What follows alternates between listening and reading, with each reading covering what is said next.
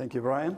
And I want to thank Brian Klein and the group Thunderhead for inviting me today.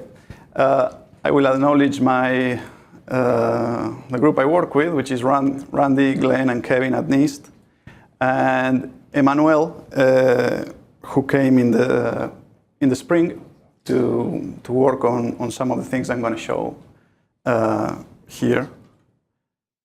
So this is the outline of my talk. I'm just going to give a description of modeling and using complex geometry for fire dynamics. I'm going to talk a little bit about the changes we've been doing to the different code units in order to achieve this. And I'm going to talk a little bit from the user standpoint how geometries are defined in FDS and some restrictions these geometries will have.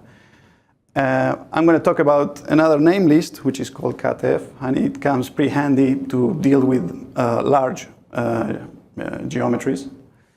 And I'm going to show a validation case and show the workflow the user would have on this. Finally, a summary, right? So I think everybody, we all know what FDS is. An important point to make here is that it implies structured and rectilinear grids. And currently, it defines geometries by using what are called Lego blocks. Internal obstructions are defined using this. And it basically means that these geometries are attached to the grid lines of your gas phase. So what we set to do is to try to enhance the capability of FDS in order to treat geometries that might not conform or not be planar. For example, the case of airplane, train cabins. In this case, for example, is an overhead compartment area that we've collaborated with people at the FAA with. Cases where we have a level of detail that might be very small, even at the subgrid scale. For example, one of the NIST calibration burners I'm showing here. Another case is related to wildland, where we would like to be able also to use this technique for relatively coarse grids. So I'm going to explain here a little bit of what's the work with obstacles, or the classical way of working. Imagine you have a case like this, where you have an inclined roof and a compartment. What PyroSim, or the preprocessor, does is it produces a set of obstacles to represent this inclined roof that will snap to the actual mesh we define. And depending on the size of those obstacles, you might get volumes, or you might get zero thickness obstacles. But in the end, the representation of this inclined plane on the grid is through cuboid obstacles. The idea here is that we're going to change the way of doing that, and instead of making the obstacles conform to the gas, to the fluid mesh, we're going to make the fluid mesh conform to the obstacles. And an important direction we want to follow is that we don't want to change the way we do meshes in FDS. In FDS, we want to have meshes that still are Cartesian and structured. So naturally, the first way to do this is to use, to basically cut these cells that are being traversed by the body and define what are called cut faces, in this case, for a given plane. So you will have a set of cells that are going to have a special shapes, and a set of cells that are going to be just the regular FDS cells in the gas phase. So all those all those faces are going to be joined in volumes, and these are what are called cut cells. And the region next to the object is called the cut cell region.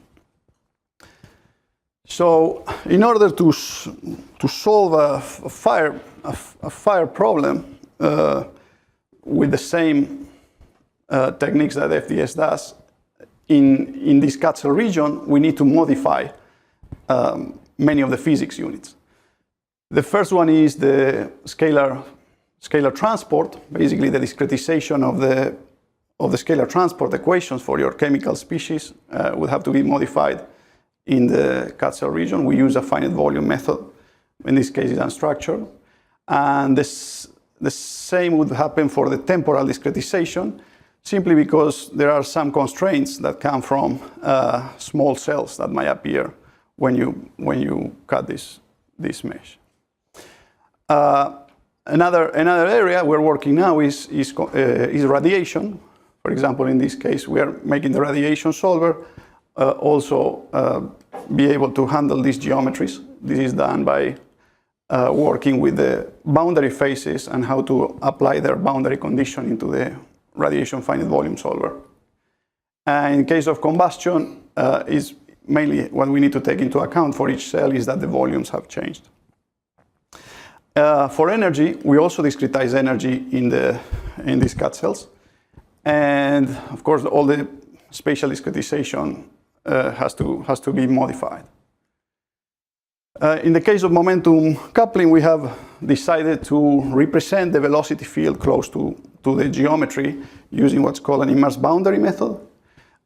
So the solution of pressure and momentum is still done on the underlying Cartesian mesh.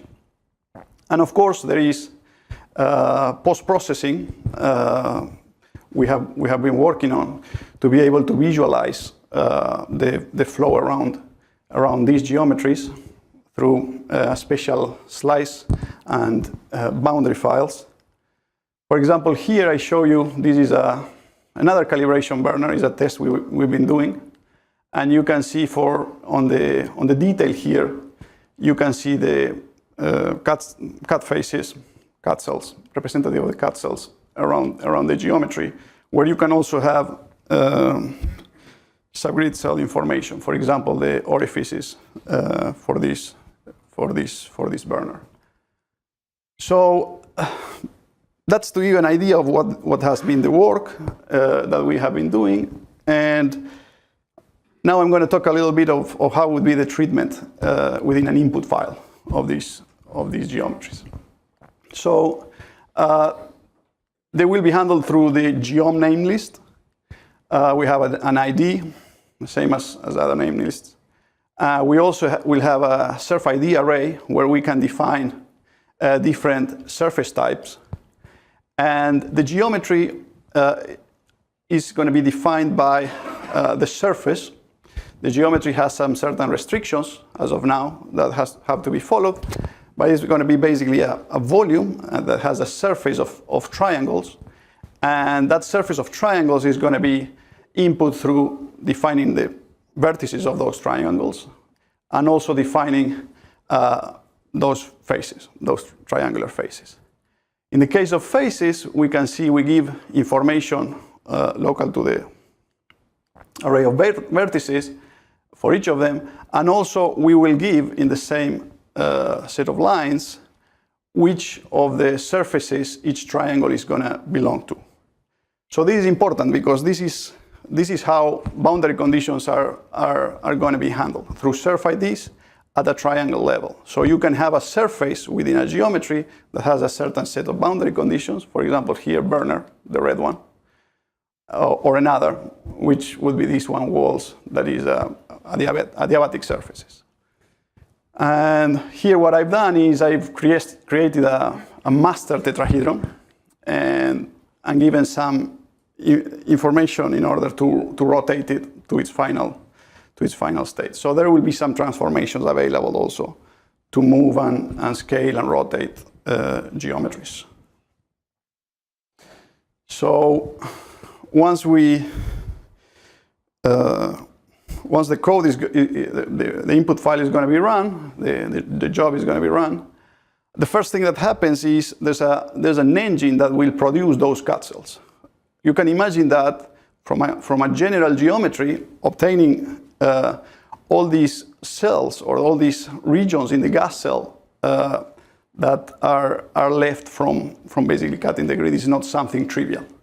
So that is done at the beginning, at setup time, and eventually will be done every time the geometry configuration changes. That's what you can see. That's what you can see there. In order to do that, in order to be able to compute those cells and compute the solution over those cut cells, we have set some restrictions on geometries. Some of them are kind of typical to define meshes consistently. For example, there have to be unique vertices. There have to be edges that don't have a zero length, faces with non-zero area, and the way the faces, the local connectivity, vertex connectivity on surfaces is provided is such that it follows the right-hand rule outside. These things are, in finite element techniques, for example, they are kind of standard. And the geometries should define unconnected volumes through their surfaces. And at this point, we say they don't intersect or self-intersect. So here we can see a geom that is good for the calculation. And here we can see a set of geometries that are not good. For example, in this case, we have an edge shared by two sides, by two volumes. In this case, we have an open surface, or there's a missing set for the volume. Or some surfaces of the geometry are intersecting each other. And that said, you can imagine if you have a very complex model, the number of triangles and vertices you will end up having is going to be very large. So it might not be the best way to have them all defined on your input file. So we have worked on a namelist called CutF that helps us to concatenate input files. So as you can see here, we have an input file for our tetrahedron demo, and we define our CutF namelist, and there is this other files field that defines another ASCII file. The other ASCII file basically contains the information from the geometry. Where you put your surface information for this geometry will depend on you. If you have a burner and you want to change things simply, you are going to have it on your input file. If not, other surfaces can also be defined in geometries. Once you run the job with this approach, what FDS is going to do is it's going to merge all these ASCII files, the input and the files defined in CutF, and it's going to create a different input file that has all the information, and it's going to run that file. In this case, tetrademo.fds, which was the original input, is changed to tetrademo_cut.fds. So here I'm showing in my computer, basically executing and running that case. And the first thing you will see is that in your job title, you'll see a concatenated flag telling you that this is going to be a concatenated file. And the job ID, or CHID, or the job ID string is going to change to the _cut consistently. So I'm going to pass to our workflow. It's a showcase. This is some work we have been doing with Haiku Nguo, Rich Lyon at the FAA. This is a case with a compartment with an overhead area. It's what's called a hidden area compartment, and there might be fires on these types of compartments that are difficult to basically pinpoint where the source is, and the FAA is interested on studying them. So in their plane, they did a set of experiments. They used a LiDAR to generate a 3D CAD model, and they added a propane burner, and they instrumented this compartment in order to do experiments. So what I'm showing here is basically a preprocessor. What would be Pyrosim? In this case, is Blender FDS, and is the work that Emanuele, some of the work that Emanuele did with us. The idea is that your CAD model is going to be imported there. The preprocessor will be able to tell you if you have issues with your geometry, if your geometry is not compliant, and so forth. And you'd have a triangulation that would come from the CAD model or will be produced on the preprocessor. In this case, it was produced, although there was an STL or a triangulation geometry being fed, it was modified heavily. So, let me see if I can.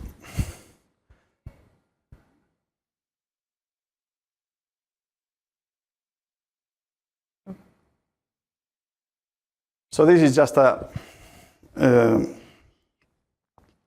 walkthrough to show you the complexity of this case with all the piping and so forth, and also the triangulation and the level of resolution the final triangulation had.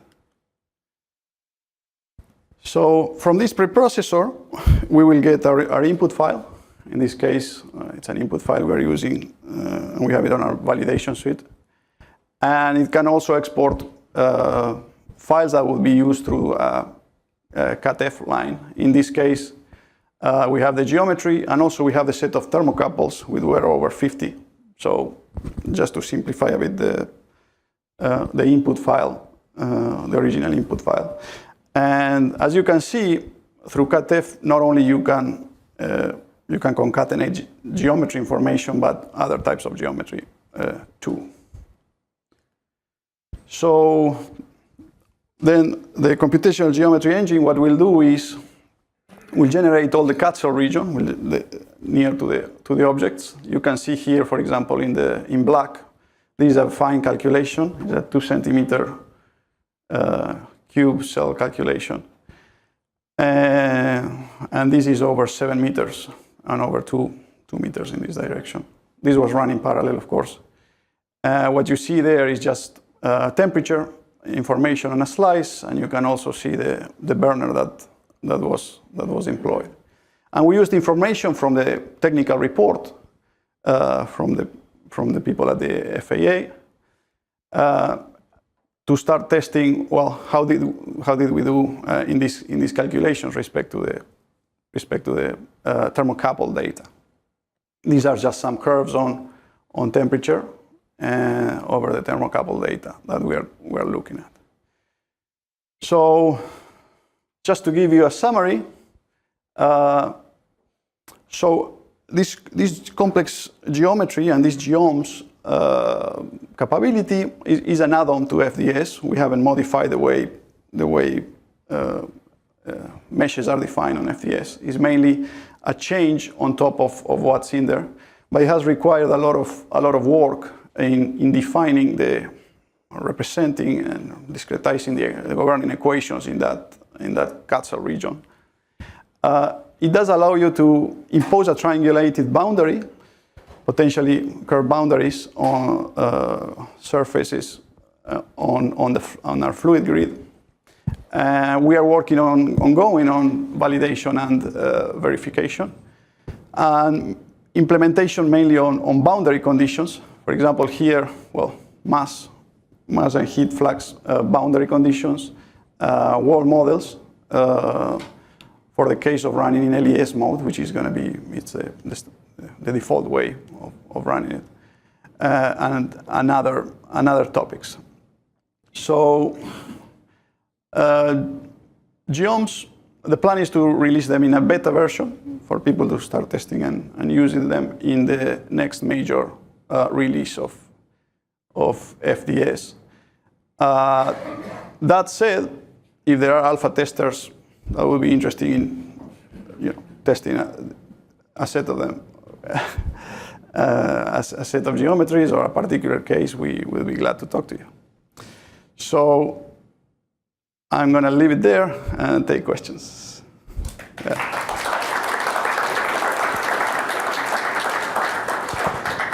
Thank you very much, Marcos. It's exciting to see the future directions of FDS here. Any questions, comments? Thank you, Marcos. Impressive advancement. Only one doubt. When we have a stepwise function on a border, we have like several boundary conditions for each of the faces. Whenever we change this on this kind of immersed boundary, immersed body model, we are reducing the number of constraints on these. So we had 4, and now we have only 1 in a not Cartesian direction, but in a different direction.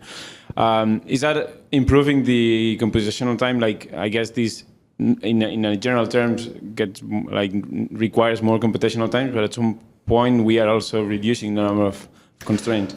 The computational time of this, you can imagine it's an add-on of calculations that are being done on FDS. In general, there's going to be an overhead. Now, the overhead can be very small or can be very large, depending on how fine your triangulation is respect to your mesh.